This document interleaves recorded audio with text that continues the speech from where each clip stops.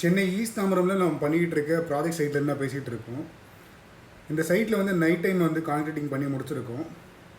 இந்த சைட்டை ஸ்டார்ட் பண்ணுறதுக்கு முன்னாடி ஒரு சில காம்ப்ளிகேஷன்ஸை நம்ம வந்து ஃபேஸ் பண்ணியிருந்தோம். அது என்னன்றதை ஒன்று ஒன்றா இந்த வீடியோவில் பார்க்கலாம். வணக்கம், நான் உங்கள் சிவில் ஸ்ட்ரக்சரல் இன்ஜினியர் மணிகண்டன் பேசுகிறேன்.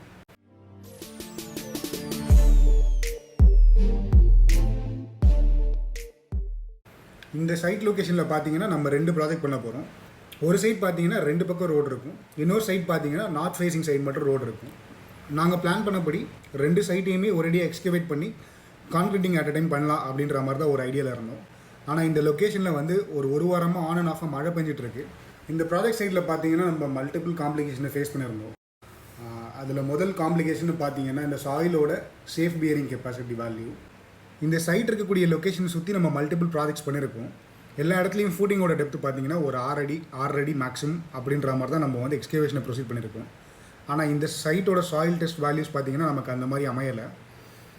ஏன்னா சாயிலோட எஸ்பிசி வேல்யூ வந்து என் வேல்யூ பேஸ் பண்ணி தான் இருக்கும். இந்த என் வேல்யூ வந்து ஃபஸ்ட்டு ஒரு 2 அடிக்கு வந்து கிடச்ச என் வேல்யூ பார்த்தீங்கன்னா 1 அப்படின்ற மாதிரி தான் இருந்தது. அதுக்கு அடுத்து வந்து ஃபர்தராக டெப்த்தில் பார்த்தீங்கன்னா 4, 6 அப்படின்ற மாதிரி தான் ப்ரொசீட் ஆகிட்டு இருந்தது. நமக்கு ஹார்ட் ஸ்டேட்டம் பார்த்தீங்கன்னா யூஸ்வலாக கிடைக்கக்கூடிய 6 அடியோ இந்த சைட் லொக்கேஷனில் கிடைக்கல. இந்த ஹார்ட் ஸ்டேட்டம் கிடச்ச ஒரு டெப்த்து பார்த்தீங்கன்னா 10 அடி. அந்த இடத்துல நமக்கு ஹார்ட் ஸ்டேட்டம் கிடச்சது. அது வரைக்கும் கண்டிப்பாக இந்த எக்ஸ்கவேஷனை பண்ணணும். ஒரு 6 அடி டெப்த்தில் ஒர்க் பண்ணுறதுக்கும் 10 அடி டெப்த்தில் ஒர்க் பண்ணுறதுக்கும் நிறைய ஒரு டிஃப்ரென்ஸ் இருக்குது. ஜேசிபி வச்சு எக்ஸ்கவேட் பண்ணி முடிச்சதுக்கப்புறம் நம்ம அந்த எக்ஸ்கவேஷன் பிட்டை வந்து க்ளீன் பண்ணணும்.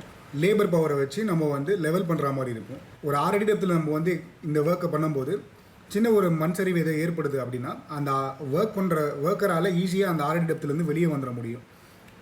அதுவே ஒரு 10 அடி டெப்த்துனும் போது ஒரு ஏணி போட்டு அதில் இறங்கி அதுக்கில்லாம் ஒர்க் பண்ணுற மாதிரி இருக்கும். மேலேருந்து ஏதாவது ஒரு சின்ன ஒரு மண் சரிவோ இல்லை ஏதாவது கல்லு விழுந்ததுன்னா கண்டிப்பாக அதை ஒர்க் பண்ணக்கூடிய லேபருக்கு ஒரு பெரிய ப்ராப்ளம் க்ரியேட் பண்ணிடும். ஸோ இதெல்லாமே மைண்டில் வச்சு ஒர்க் பண்ணுற மாதிரி இருந்தது சைட்டை பொறுத்த வரைக்கும். ஜேசிபி வச்சு எக்ஸ்கவேஷனை வந்து காலையில் ஸ்டார்ட் பண்ண ஆரம்பித்தோம். ஸ்டார்ட் பண்ணி ஒரு 4-5 வரைக்கும் இந்த எக்ஸ்கவேஷன் ப்ராசஸ் போச்சு. ஜேசிபி வச்சு எக்ஸ்கவேட் பண்ணி முடிச்சதுக்கப்புறம் நாங்கள் பிசிசி போட்டு ரெடி பண்ணி வச்சுட்டோம்.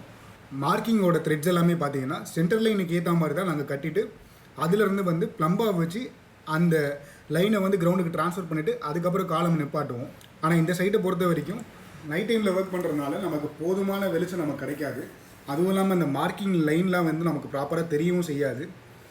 மழை ஆல்ரெடி ஆன் அண்ட் ஆஃபாக பெய்யறதுனால நம்ம சிமெண்ட் வச்சு மார்க்கிங் பண்ணாலும் அந்த மார்க்கிங் லைன்லாம் ப்ராப்பராக இருக்காது. ஸோ அதனால் என்ன பண்ணிட்டோன்னா இந்த மார்க்கிங் த்ரெட்ஸ் எல்லாமே வந்து காலமோட, அதாவது சென்டர் லைனுக்கு கட்டாமல் காலமோட அவுட்டர் லைனுக்கு கட்டி அதுக்கேற்ற மாதிரி காலம் நிப்பாட்டலான்னு பிளான் பண்ணி அதுக்கேற்ற மாதிரி பண்ணிட்டோம்.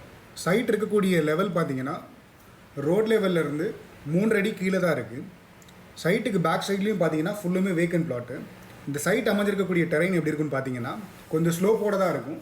ஏன்னா சைட்டோட பேக் சைடில் இருக்கக்கூடிய வேக்கன்ட் பிளாட்டில் இருக்க தண்ணியெல்லாம் சின்ன ஒரு மழை பெஞ்சாலே அந்த ஸ்லோப்புக்கு ஏற்ற மாதிரி ஃப்ரண்ட்டுக்கு வந்துடும். ஃப்ரண்ட்டில் வந்து இந்த சைட் இருக்கக்கூடிய ஏரியாவில் வந்து அக்யூமுலேட் ஆகிரும். இந்த என்டையர் கான்க்ரீட்டிங் ப்ராசஸை முடிக்கிறதுக்கே எங்களுக்கு நைட்டு வந்து ஒரு 2-2:30 மணி ஆகிடுச்சு. லக்கிலி எங்களுக்கு எந்த மழையும் வந்து ஹெவியாக வரலை. ஸோ அதனால் இந்த கான்க்ரீட்டிங்கை ப்ராப்பராக நாங்கள் போட்டு முடிச்சிட்டோம்.